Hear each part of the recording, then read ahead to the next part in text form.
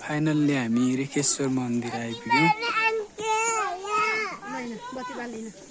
Wow काबिस हेर त baby मन्दिर आयो। मन्दिर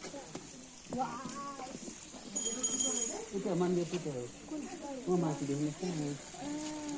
रेखेश्वर मन्दिर यहाँ चाहिँ बुद्धको बाले अँगालो हाल्यो भने माथि के त्यहाँ सबै त्यो बत्ती बलिरहेको